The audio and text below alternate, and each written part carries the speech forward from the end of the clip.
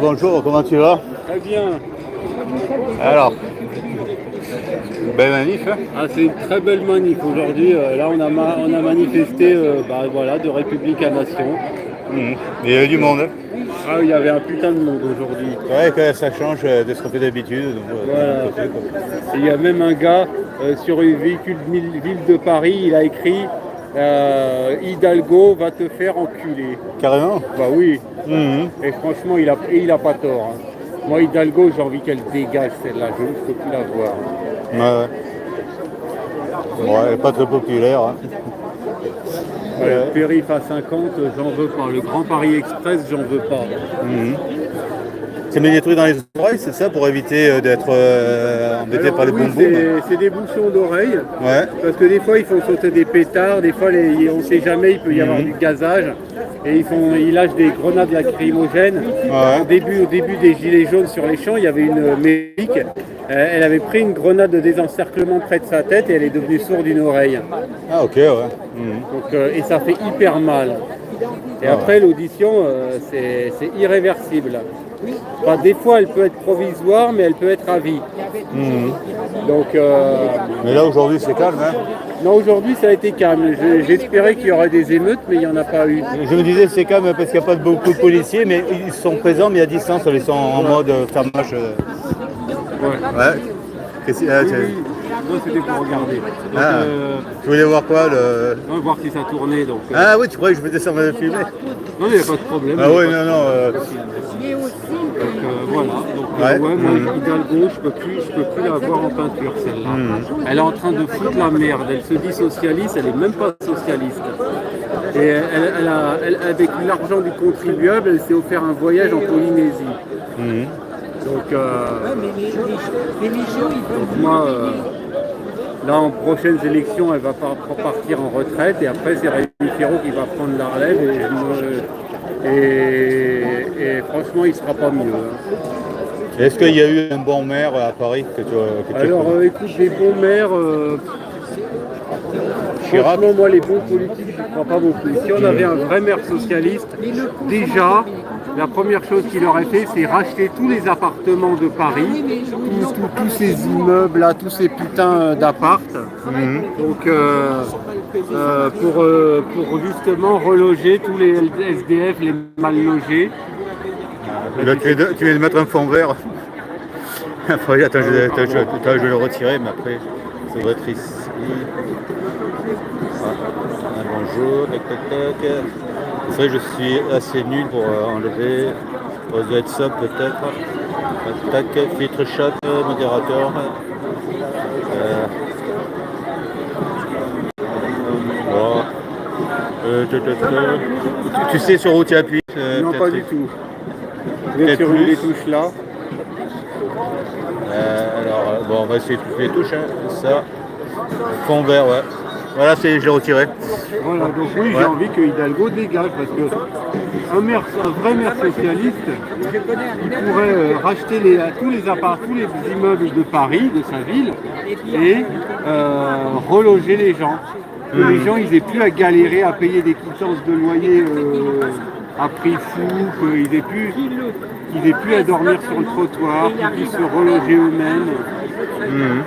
Il y a plein de choses qu'elle pourrait faire au lieu d'emmerder les motards et les automobilistes.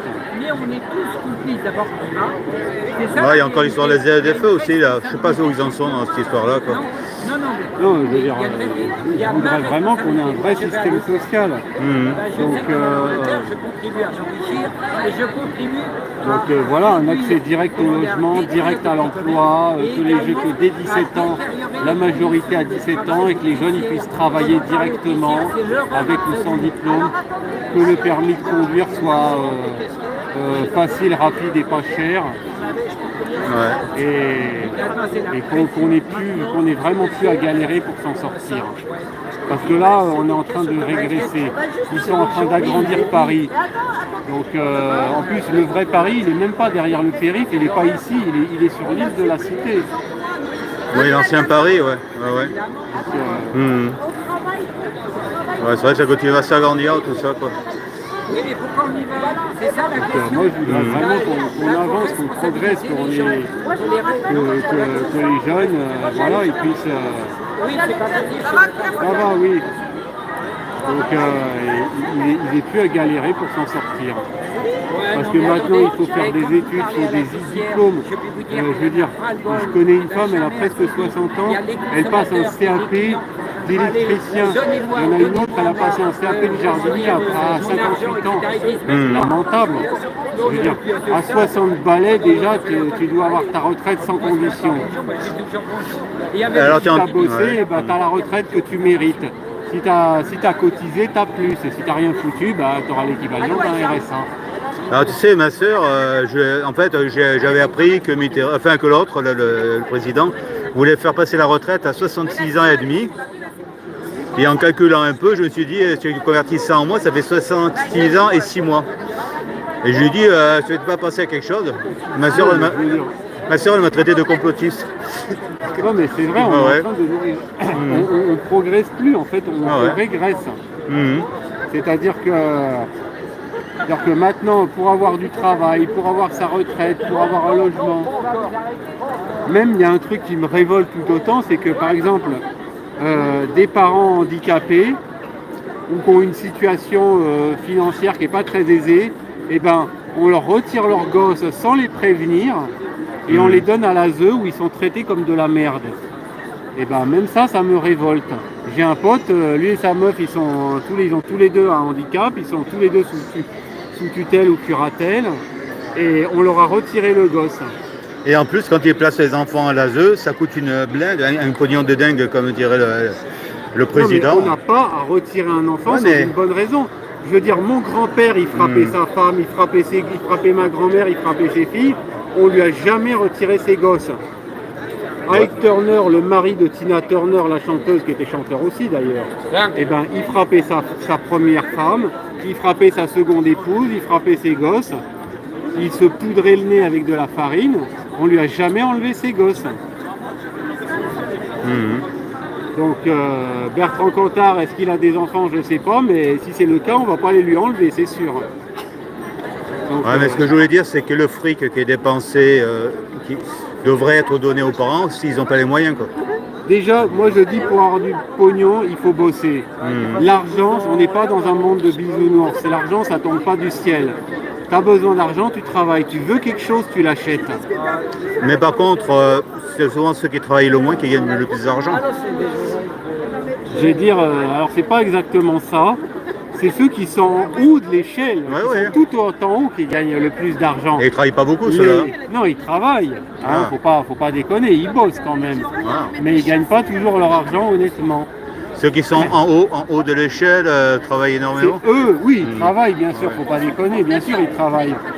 Puisqu'ils détruisent la planète pour gagner beaucoup d'argent. Ils appuient sur les boutons. Ils n'en ont jamais assez, il leur en faut toujours plus. Mais les ouvriers, ceux qui sont tout en bas, les petits salariés de merde comme je suis, eux, ils bossent. Beaucoup d'entre eux travaillent comme des chiens, mais ne sont jamais augmentés. De l'argent, ils n'en gagnent pas. Enfin, ils en gagnent, mais ils en gagnent peu. Ils gagnent un SMIC. Donc, alors que bon nombre de ces gens méritent leur paye, mais sinon les grandes entreprises, comme les banques par exemple, ils ne méritent pas qu'on se donne du mal.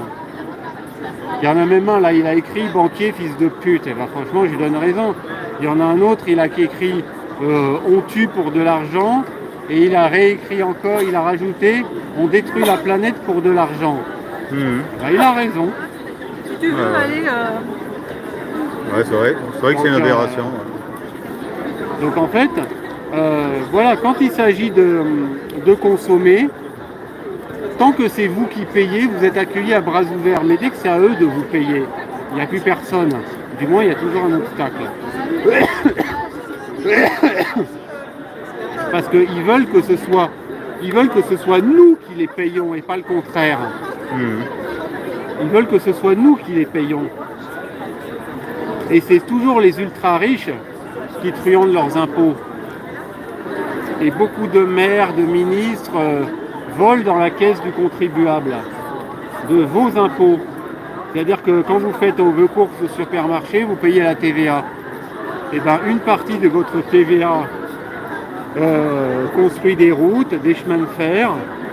Une autre partie de la TVA, construit aussi des écoles et des hôpitaux, mais une autre partie de la TVA rentre dans ces sociétés privées.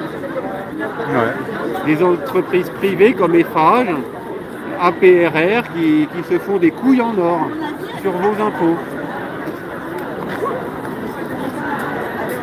Ouais. Tu vois, par exemple, moi j'aimerais que Paris s'arrête au périphérique, que le métro de la ville de Paris soit municipalisé et qu'il s'arrête à toutes les portes de Paris. Je veux pas de votre grand Paris à la con, j'en veux pas. Et moi, le mec qui a écrit sur le capot d'une bagnole là, Hidalgo va te faire enculer, et ben je vais vous dire, je lui donne bien raison. Hidalgo, il faut qu'elle dégage parce qu'elle est en train de foutre la merde.